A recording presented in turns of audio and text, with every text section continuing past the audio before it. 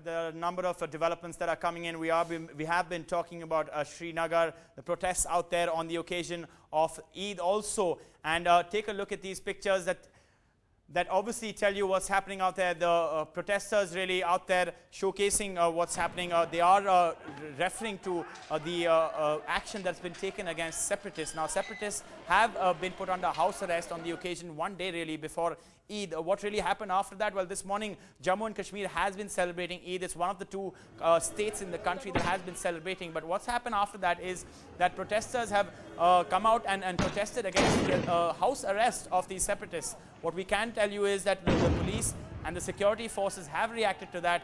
They have resorted to lathi charge and fired tear smoke shells to disperse a large crowd shouting pro-Azadi slogans, carrying flags. The picture is really telling out there. We're not, of course, showing you all the pictures, but witnesses allege the police and security forces stormed into Eldga and several people have been injured in the police action. 9 policemen have been injured.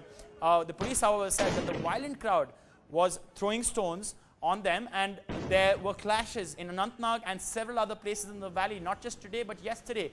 Most of the separatist leaders have been put under house arrest and were disallowed to offer the Eid prayers, and that's when they asked for a protest. They called for a statewide protest, and Zafar is back with us. He's been tracking the developments in Jammu and Kashmir. Zafar, is there a latest update? Well, Amitoj, at most of the mosques and Eidgahs, the Eid prayers are over, so people have gone back to their places. But we saw clashes at different places in Srinagar and in Anantnag, where protesters clashed with the police immediately after the Eid prayers. In Eidgah, which is where the biggest congregation of the valley happened here in Srinagar, the witnesses say that police really used force to disperse the people, but the police say that they were only doing so in retaliation because there were a lot of stone pelting from the people. Also, there are reports of clashes in Anantnag, also reports of some flag hoisting, ISIS flags and Pakistani flags in some places. So we've seen that there are clashes in different places. This after separatist leaders had given a call for protests after the Eid prayers, and that's why we've seen so many clashes taking place.